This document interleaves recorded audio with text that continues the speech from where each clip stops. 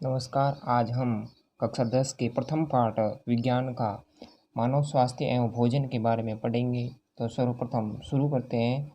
पहला टॉपिक है संतुलित भोजन।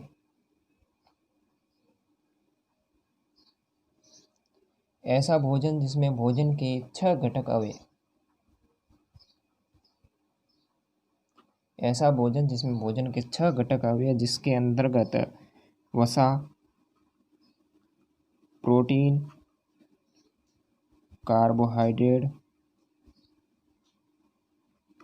विटामिन, खनिज लवण एवं जल ये आदि अगर इस भोजन के अंदर उपस्थित रहते हैं, संतुलित भोजन के अंदर,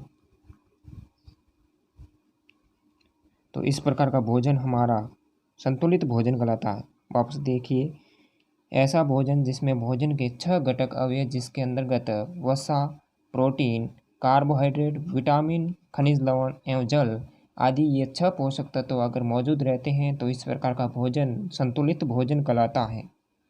नेक्स्ट टॉपिक देखिए, कुपोषण। इसका शाब्दिक अर्थ होता है भोजन की कमी। भोजन की कमी, इसका शाब्दिक अर्थ होता है भोजन की कमी। तो इसकी परिभाषा देखिए, इनकी 6 पोषक तत्वों में से किसी एक की कमी होती है। पोषक तत्वों में से कमी, या इसकी परिभाषा ऐसे भी देख सकते हैं, जब हमारे शरीर में लंबे समय तक एक या एक से अधिक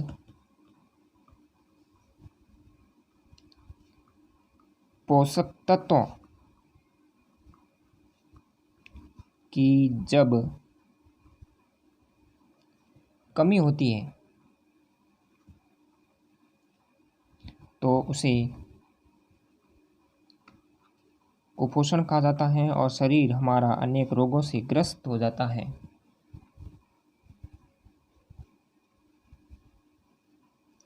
वापस देखिए, हमारे शरीर में लंबे समय तक एक या एक से अधिक पोषक तत्वों की जब हमारे शरीर में कमी होती है तो उसे कुपोषण कहते हैं। इससे हमारा शरीर अनेक रोगों से ग्रस्त हो जाता है। शरीर रोगों से ग्रस्त हो जाता है। अगला टॉपिक देखते हैं, कुपोषण के प्रकार।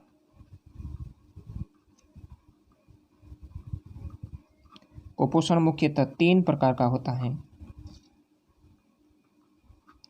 पहला है विटामिन कुपोषण।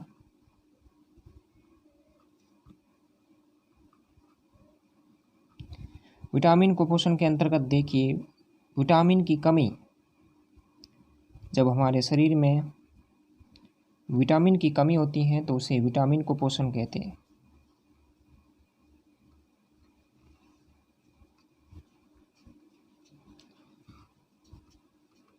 जब हमारे शरीर में विटामिन की कमी होती है तो उसे विटामिन कुपोषण कहते हैं।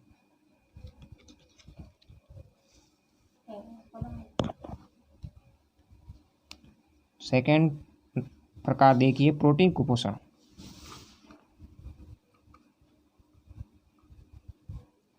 जब हमारे शरीर में प्रोटीन की कमी,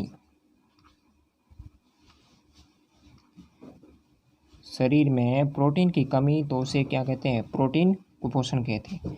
पहला देखिए, विटामिन कुपोषण। जब हमारे शरीर में विटामिन की कमी तब विटामिन कुपोषण।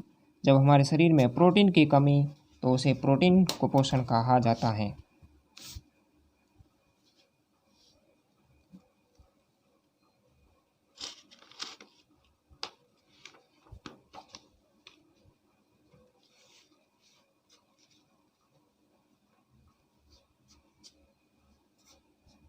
आगे देखिए, शरीर में विभिन्न प्रकार के विटामिनों के बारे में। विटामिन की खोज सीफोंक ने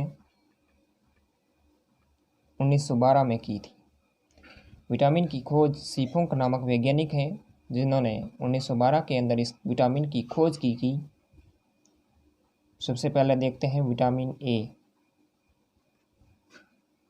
जिसका रासायनिक नाम रेटिनॉल, और इससे हमें शरीर में रतौंधी रोग हो जाता है। इसका लक्षण है जो कि रात को कम दिखाई देना, अर्थात ब्लाइंडनेस दिखाई देना। देखिए वापस विटामिन ए रेटिनॉल इसका रासायनिक नाम है, और इससे रतौंधी रोग हो जाता है और रात्रि के समय कम दिखाई देना, यह इसका लक्षण है। आगे देखते हैं विटामिन सी,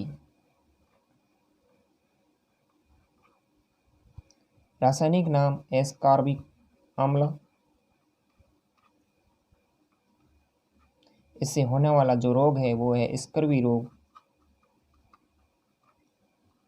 और इसका प्रमुख लक्षण है जो कि मसूड़ों में रक्त का प्रवाह, मसूड़ों में रक्त का प्रवाह।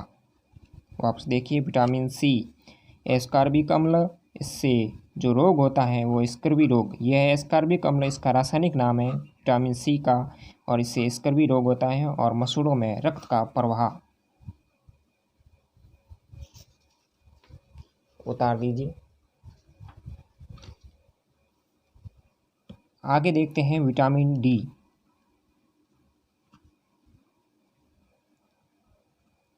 विटामिन डी का रासायनिक नाम कैल्सीफेरॉल है,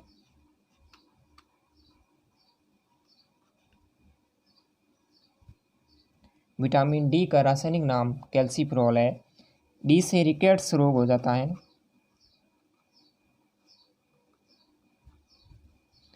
और इसका जो प्रमुख लक्षण है वो है हड्डियों का कमजोर,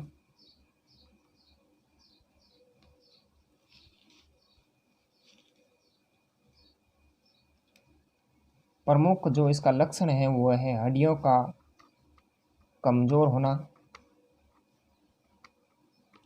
और घुटनों का पास आ जाना। आपने देखा ही होगा किसी व्यक्ति के घुटने जब पास आते हैं तो इसका लक्षण या रोग है वो विटामिन डी है या रिकेट्स रोग है। विटामिन डी वापस देखिए, विटामिन डी इसका रासायनिक नाम है कैल्सीफेरॉल, और इससे होने वाला रोग रिकेट्स रोग। इसके जो प्रमुख लक्षण है वो है हड्डियों का कमजोर होना तथा घुटनों का पास आ जाना। और विटामिन जो डी है हमें जो सर्वाधिक मात्रा में जो मिलता है वो सूर्य के प्रकाश से, सूर्य के प्रकाश से प्राप्त विटामिन एकमात्र ऐसा विटामिन जो हमें प्रकृति से प्राप्त होता है, अर्थात सूर्य के प्रकाश से प्राप्त होता है। नेक्स्ट विटामिन बी12, बी12 इससे होने वाला जो रोग है वो है बेरी रोग, और इसका जो रासायनिक नाम है वो है थायमीन, और इसका जो सर्वाधिक जो प्रभाव पड़ता है विटामिन बी12 का जो सर्वाधिक प्रभाव पड़ता है वो है त्वचा पर प्रभाव पड़ता है, त्वचा शुष्क हो जाती है। और आगे देखिए विटामिन बी2 राइबोफ्लोविन,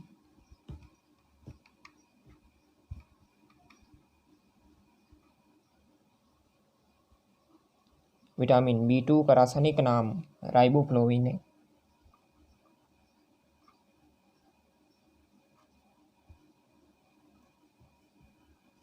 और आगे विटामिन बी3 का रासायनिक नाम नियासिन, नियासिन इसका रासायनिक नाम है। इससे होने वाला जो रोग है वो है पेलेग्रा, पेलेग्रा रोग हो जाता है इसकी कमी से। देखिए वापस विटामिन बी12 इससे होने वाला रोग बेरी, रासायनिक का नाम है थायमीन, तथा इससे त्वचा शुष्क हो जाती है, त्वचा पर प्रभाव जो पड़ना है वो त्वचा शुष्क हो जाती है। आगे विटामिन बी2 इसे राइबोफ्लोविन, रासायनिक नाम इसका राइबोफ्लोविन, ठीक। विटामिन बी3 इसका रासायनिक नाम है जो कि नियासिन, तथा इससे होने वाला जो या कमी से होने वाला जो रोग होता है वो है पेलेग्रा रोग।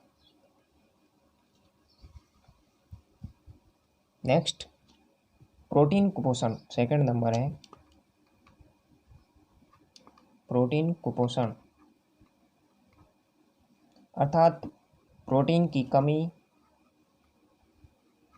शरीर में, कहाँ पर, शरीर में प्रोटीन की कमी से होने वाला रोग प्रोटीन कुपोषण कहलाता है।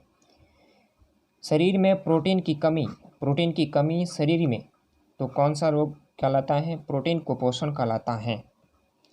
आगे इससे दो प्रकार के रोग होते हैं, प्रोटीन की कमी से दो प्रकार के रोग होते हैं जिनका हम उस तरह से अध्ययन करते हैं।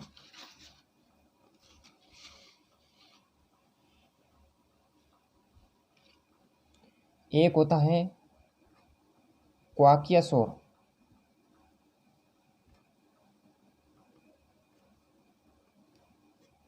तथा दूसरा होता है मरासमस।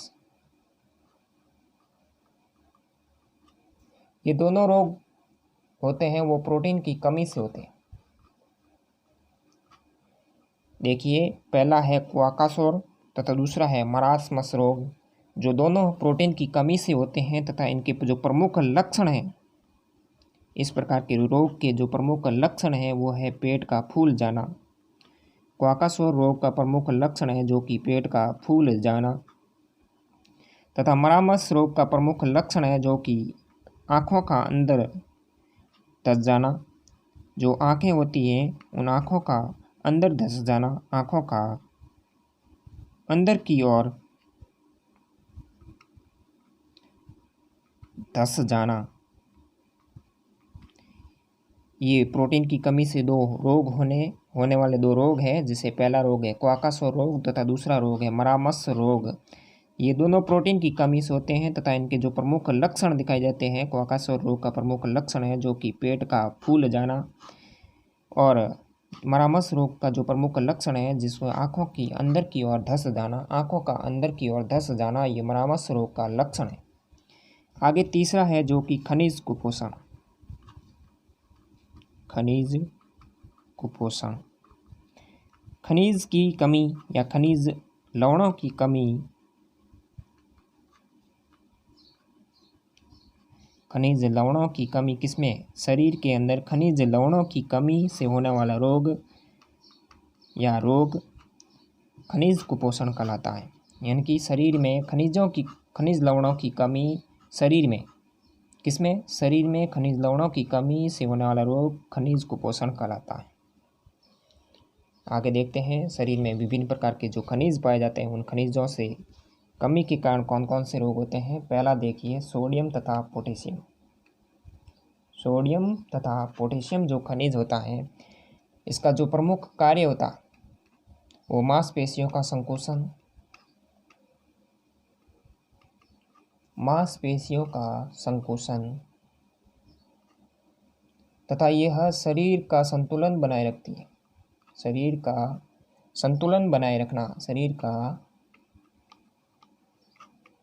संतुलन बनाए रखना, ये दो इसके प्रमुख कार्य हैं। सोडियम तथा पोटेशियम जो खनिज लवण होते हैं, इनके दो प्रमुख कार्य हैं मांसपेशियों का संकुचन तथा शरीर का संतुलन बनाए रखना। सेकंड है कैल्शियम व फास्फोरस। ये हमारे शरीर के दांतों के अंदर पाया जाता है और दांतों तथा हड्डियों में पाया जाता है। इसका प्रमुख कार्य है जो कि हड्डियों को मजबूत बनाना, हड्डियों को मजबूत बनाना तथा दांतों को मजबूती प्रदान करना, दांतों को मजबूती प्रदान करना। कैल्शियम तथा फास्फोरस का कार्य है हमारे शरीर में हड्डियों को मजबूत बनाना तथा दांतों को मजबूती प्रदान करना। ये दो इसके प्रमुख कार्य हैं। और हमारे शरीर का सबसे जो कठोर भाग होता है वो इनेमल होता है। इनेमल जो शरीर का कठोर भाग, शरीर का सबसे कठोर भाग मानव शरीर का, किसका, मानव शरीर का सबसे कठोर भाग है वो है इनेमल, जो कैल्शियम फास्फेट से निर्मित होता है। किससे निर्मित होता है, कैल्शियम फास्फेट। मानव शरीर का सबसे कठोर भाग एनिमल कहलाता है और ये इसका निर्माण है जो कि कैल्शियम फास्फेट से होता है। निर्माण है जो कि कैल्शियम फास्फेट से होता है। उतार दीजिए।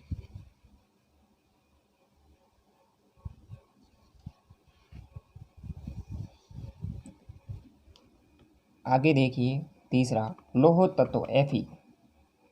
लौह तत्व जिसको हम Fe आयरन कहा जाता है, सामान्यतः इसे आयरन कहा जाता है। यह रक्त में, इसका कार्य है जो कि रक्त में हीमोग्लोबिन के निर्माण में इसका जो प्रमुख कार्य है हीमोग्लोबिन के निर्माण में तथा उत्तक ऑक्सीकरण क्रिया में इसका जो प्रमुख कार्य है, पहला है रक्त में हीमोग्लोबिन के निर्माण में, दूसरा है उत्तक ऑक्सीकरण में, तथा आयरन है जो कि सर्वाधिक मात्रा में पालक के अंदर पाया जाता है। पालक सब्जी, पत्तेदार सब्जियों के अंदर आयरन जो सर्वाधिक मात्रा में पाया जाता है। नेक्स्ट, चौथा है आयोडीन। आयोडीन थायरॉक्सिन हार्मोन का निर्माण, थायरॉक्सिन हार्मोन का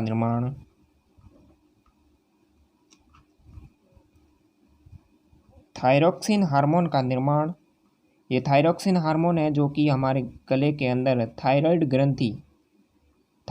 ग्रंथि पाई जाती है जो गले में H आकार की पाई जाती है, जिससे जो स्त्रावित होता है वो है थायरॉक्सिन हार्मोन स्त्रावित होता है। इससे जो स्त्रावण होता है इसे थायरॉक्सिन हार्मोन कहा जाता है, जो थायराइड ग्रंथि से स्त्रावित होता है। और इसमें जो प्रमुख जो तत्व उपस्थित रहता है वो आयोडीन तत्व।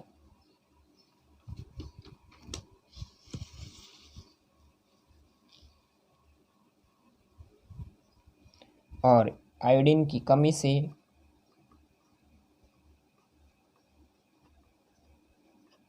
अर्थात किसमें, शरीर में, मानव शरीर में जब आयोडीन की कमी होती है तो आयोडीन की कमी से जो रोग होता है उसे गलकंड या घेंगा या गाइटर रोग कहा जाता है। देखिए, आयोडीन की कमी, मानव शरीर के अंदर आयोडीन की कमी से गलकंड या घेंगा रोग हो जाता है, या गाइटर रोग भी कहते हैं, इसको गाइटर रोग भी कहते हैं। आज की वीडियो में इतना ही, धन्यवाद।